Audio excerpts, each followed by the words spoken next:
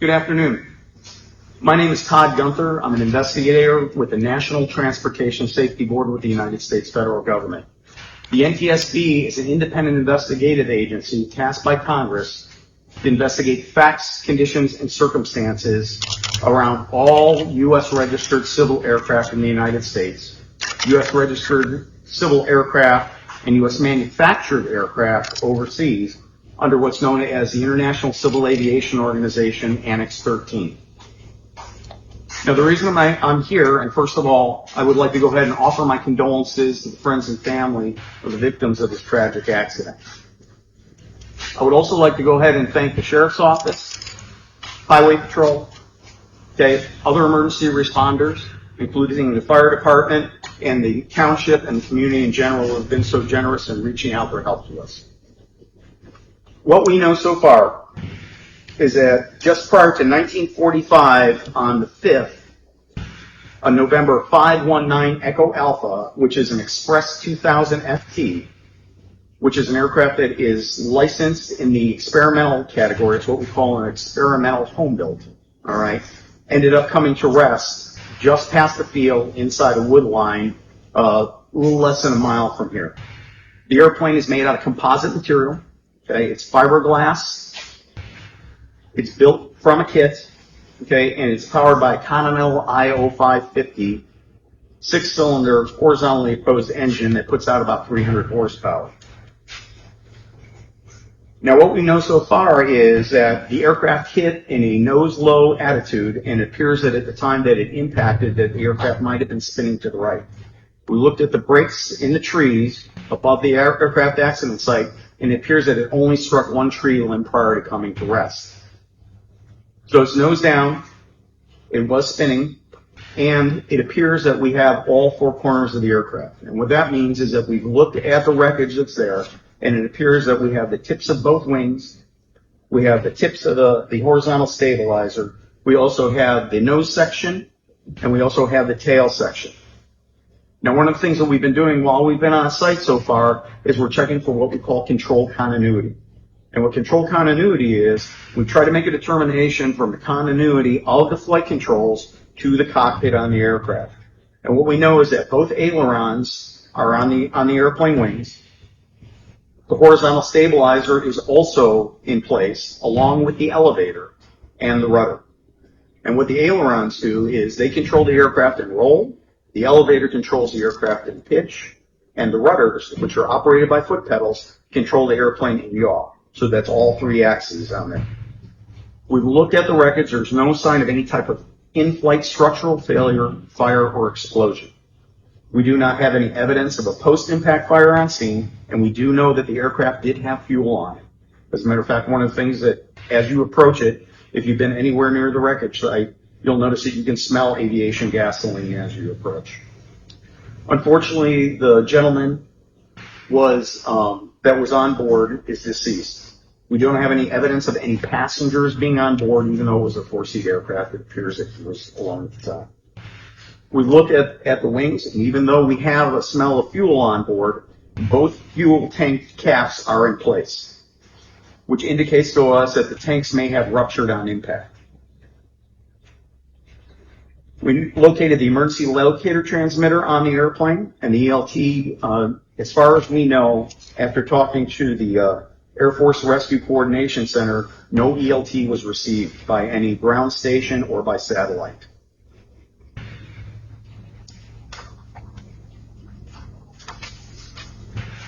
So, getting to the facts, conditions, and circumstances surrounding the accident, we're going to be looking at a number of items. One, we're going to be looking at the weather conditions at the time. As you know, it was rainy that day. So we do have meteorologists from our staff at our headquarters currently that are looking at the weather conditions at the time of the accident. We're looking at the systems on the airplane. One of the other things that we've done is we've been pulling the avionics systems out of the wreckage, and we're going to go ahead and retain those with the wreckage so that way we can go ahead and study them to determine whether or not there's any non-volatile memory on board. And what non-volatile memory means is that's the ability that once power is removed from the aircraft, the memory in those systems remains. And that way, if, depending on condition of those components, we can download them. and that will also give us performance information as to what the aircraft was doing. We also are sitting there and we're currently looking at air traffic control data, which includes both voice, radar, and what's known as ADS-B, which is Automatic Dependent Surveillance Broadcast. And what ADS-B does is it interrogates the aircraft, and by doing that, it determines what its position is in time and space. Now, what will happen also is part of this investigation, we'll be doing stuff like looking at the pilot's records. We'll be looking at the maintenance records on the aircraft, and we'll also be looking at the pilot's flight physiology. In other words, what his medical certification was, okay, and what his physical condition was at the time of the accident.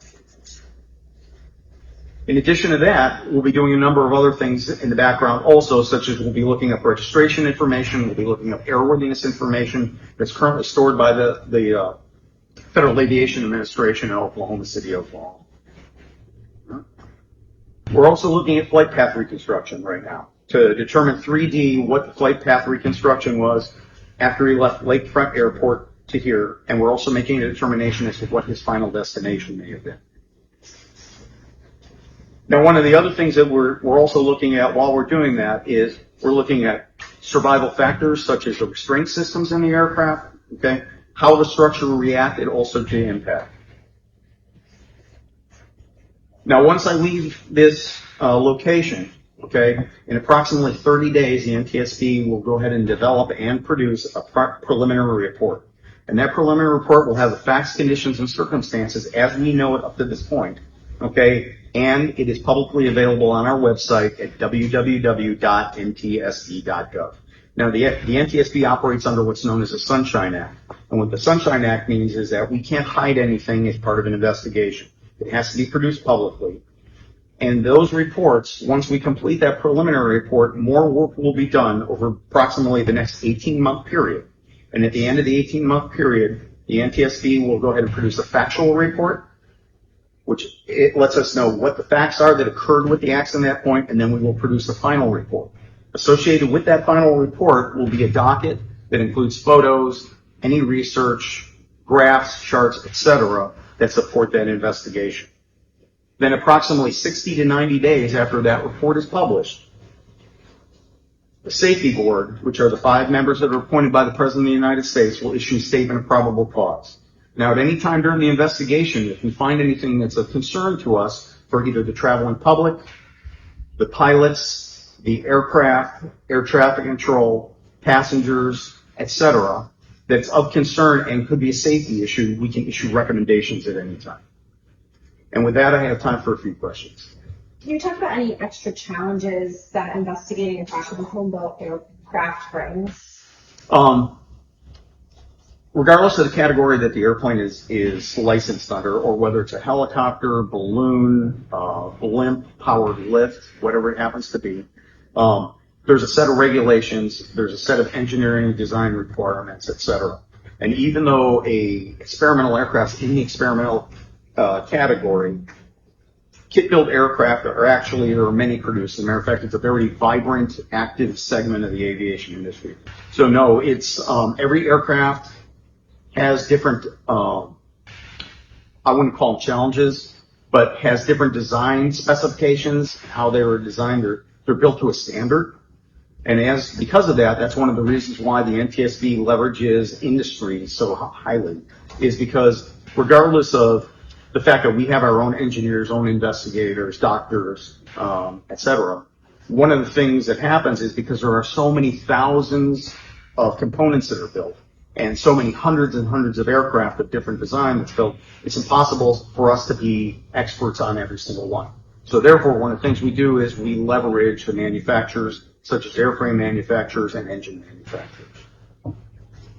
How large of a team do you have on the ground now investigating this between you guys and the FAA? So we have myself, we have 2 individuals from the FAA. We also have the agencies that are standing behind us, okay, along with the coroner. You said something about the reports. There was no radio.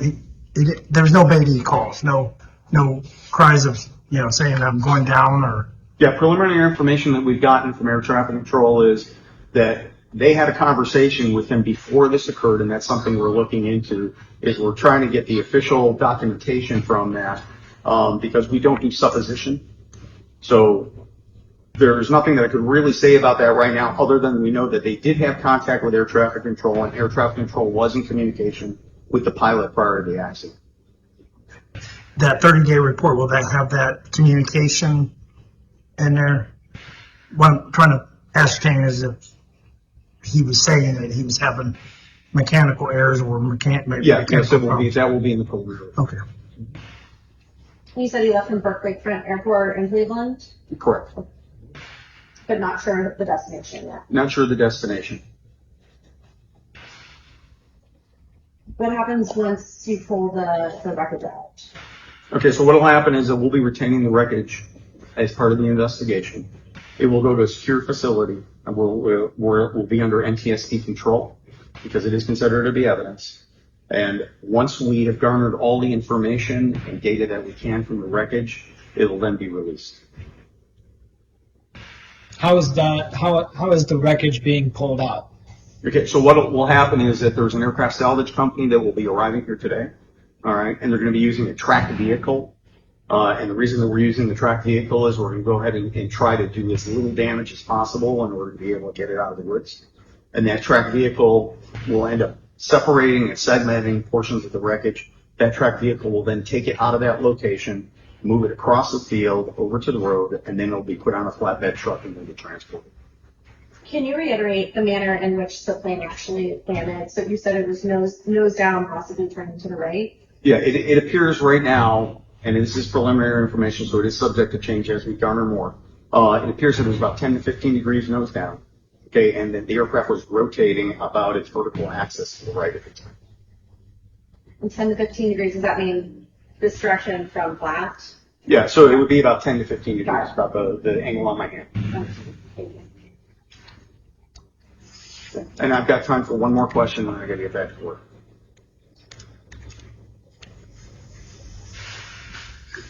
With Okay. the experimental style of this aircraft, is there a level at which the wind will start to affect it and make it like it really shouldn't be flying in this? All aircraft have wind limitations, even experimental aircraft.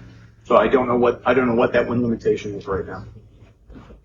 All right. Once again, 202-314-6100 if you have any further questions, and I've got to get back to work. And thank you.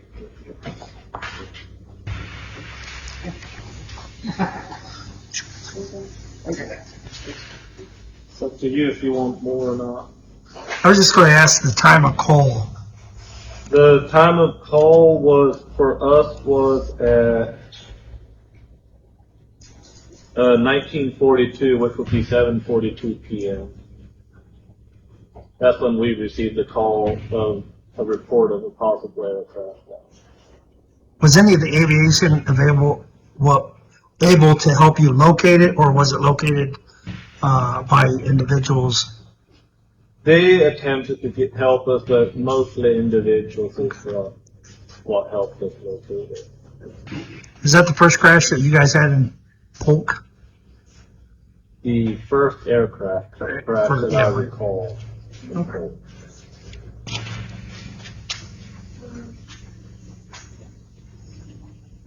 And I assume contacts, I mean, the family and everything and all that.